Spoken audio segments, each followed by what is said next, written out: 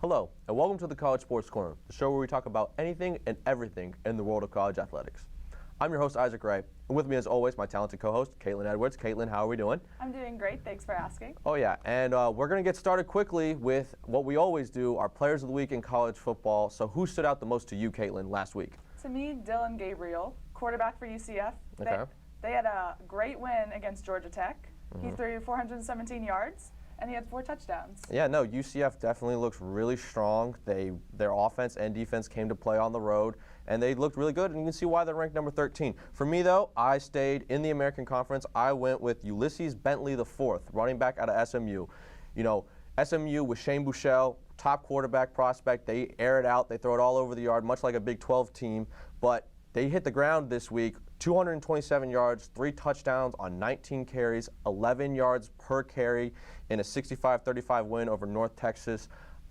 This guy looks legit. He is a strong running back. Their whole offense was firing. I mean, you put 65 points up on anyone, you're going to win ball games. And I think SMU and Shane Buechele, everything that they got going on over in Dallas, I think they're going to be an exciting team to watch for the rest of the year.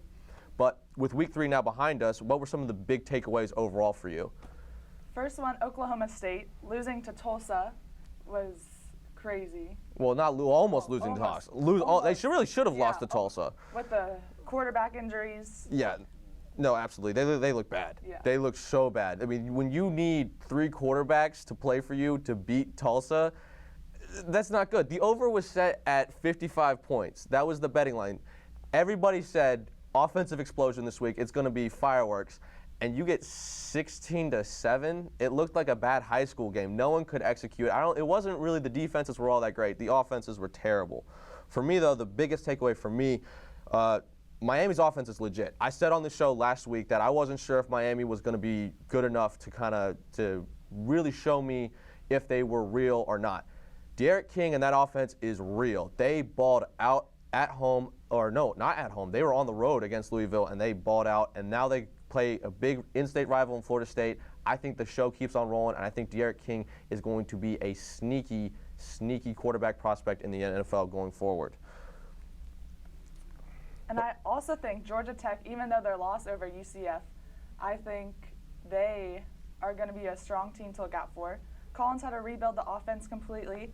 Jahmyr Gibbs and Jeff Sims, I think they're going to be huge components of the team. They're both true freshmen, and it's going to be Yeah, no, definitely. I think with their new coach, they've been trying to rebuild the offense. They were triple option for so long, so I think bringing this new talent, Georgia Tech definitely, even despite the loss, like you said, they lost to a good team. UCF is 13th in the country for a reason, and I definitely think that Georgia Tech is building something really impressive down there in Atlanta. But, you know, we have big news that we talked about last week. Now new news coming out of the Big Ten. Why don't you tell us a little bit about that? As the Big Ten announced they will be playing football this fall, the conference will open play on October 24th with an 8-game conference schedule and 1 non-conference game for teams. Isaac, we both said last week we did not think we would see Big Ten football this fall. So what do you think about the reversal to play, and who and what are you most excited? I'm excited about a lot of things. I was so excited when I saw that the Big Ten was coming back. I really didn't think, like we both said, we didn't think Big Ten football was coming back. But now that they are coming back, I am excited to see Justin Fields. He's going to be I think he's my favorite now. Now that the Big Ten's back, he's my favorite to win the Heisman. He is just such an electric and dynamic quarterback. I think he can really tear it up. And I think even though he'll be playing a limited schedule, I think he's going to show why people believe he is just as good, if not better, than Trevor Lawrence. I'm also excited for Penn State, Ohio State this year in October, Whiteout and Happy Valley. Even though, you know, there won't be as many fans, there'll be limited attendance, it's still always an electric atmosphere playing there at night, and it's always one of the funnest games to watch on TV. And I'm excited to watch this West Division. I think there's so many different teams that could win it. My top 3 in mind come to my mind are Minnesota, Wisconsin, and Iowa. Those 3 rivalries throughout. It'll be interesting to see how things shake out, especially with the odd scheduling with only 1 non-conference and then 8 conference games. So that's what I'm most excited about. What about you? I completely agree with you. I think Justin Fields, everyone's excited. He's a very popular favorite of almost football fans. Yeah, absolutely. I'm excited for Ohio State. They're always awesome to watch play, and the Penn State-Ohio State whiteout is always exciting. And then you also got to account for, you know, the last week of their season is going to be interesting as there's going to be the conference championship game, and then however you're seated throughout the rest of the divisions, you're having an East versus West division crossover game that championship weekend, which is something we've never really seen before. So it'll be interesting to see how that works out and how that's going to impact so they can get another game in. So a lot of different and interesting things to see out of the Big Ten. But with the Big Ten being back, Caitlyn, that leaves the Pac-12 being the only Power 5 football conference not scheduled to play this fall. But it is currently being reported that there will be a meeting and voting held by the Pac-12 CEOs to decide the fate of the fall season this Thursday. So, Pac-12 football, do you think they're going to be in or are they going to be out? I definitely think they're going to be in. I know a few weeks ago I was saying I think football's going to be out, COVID, but the peer pressure, Big Ten coming back, the only Power 5 not playing football, they're definitely coming back. Yeah, obviously they face tough restrictions, being a lot of their schools being based in California, and they have some of the tightest COVID restrictions right now. But with everybody coming back, I don't see a way that they cannot come back, and they have to play. Not just for money, even though that's going to be a big thing for them to kind of get that any kind of revenue in from that. But you also have to consider if you're not playing in the fall, you're not on TV, you're not going to be in recruits' faces and in their minds. They're going to lose a lot on that. And when you lose in recruiting, it's going to show up years down for years to come. And it's going to be a huge, huge factor. And I think that's why Pac-12 football, even though some schools are reluctant, I know Stanford's probably the leading dissenter in the group that they don't want to play. I think they're going to be forced to play just because of the money, and they need to be able to be on TV, be in recruits' minds. Because if you're not playing, no one wants to go to a school where you're not playing when everyone else is. Regardless of that decision, though, there is still football scheduled for this weekend. And what games stand out the most to you, Caitlyn, and who do you have winning those? Of course, I'm going to pick Pitt again. Yep. Pitt versus Louisville. They beat Syracuse last week, just like I was calling it, 21-10. Louisville has a good quarterback, Malik Cunningham. Yep, that's my guy. Very strong. But Pitt's defense is ranked number 3, and they're number 1 in run defense. So it's going to be Cunningham against Pitt's defense, which is going to be really exciting to watch, but I still think Pitt will come out on top. All right. I got Louisville and Pitt as well. Top 25 matchup in the ACC. I'm going against Pitt, though. They have a good defense, but they haven't played anyone yet. I mean, I'm sorry, Syracuse offense, it's Syracuse. Who cares about Syracuse and their offense? They pull maybe one upset a year, but they are not at the level of Louisville. I think Louisville suffered a tough home loss against Miami, like we already talked about. I think they bounce back. I think they go on the road into Heinz Stadium and get the win. My next game, number 23, Kentucky, going on the road, opening weekend of SEC football against Auburn. I think they lose, though. I think Auburn is way too talented of a team. They have Bo Nix, who could be the best quarterback in the SEC.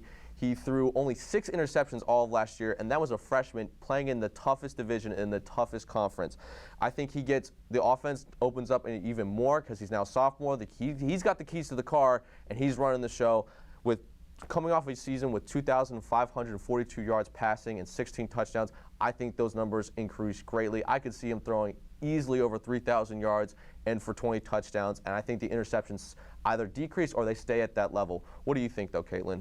What's your last game? My last game is West Virginia versus Oklahoma State. As we said earlier, Oklahoma State was not looking good. With Tulsa, the quarterback's injured, needing a bunch of quarterbacks. And I'm uncertain about West Virginia. They're coming off a bye week, but I think it'll be a good game, and I have West Virginia as winning. Yeah, I don't think you can pick Oklahoma State after the showing that they had against Tulsa. I mean, that, again, it was just another shoddy week for the Big 12, and Oklahoma State was supposed to be one of their bright spots, and then they play at home against Tulsa, and they just looked terrible.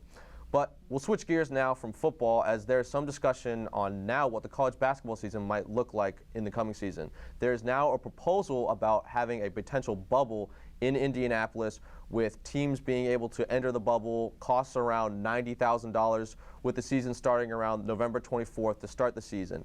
So what do you think of this proposal about a possible college basketball bubble? We've seen it be done for professional sports with the NBA and NHL as they go through their playoffs, but a pandemic bubble for college sports, particularly college basketball, to start the season. What do you think, Caitlyn?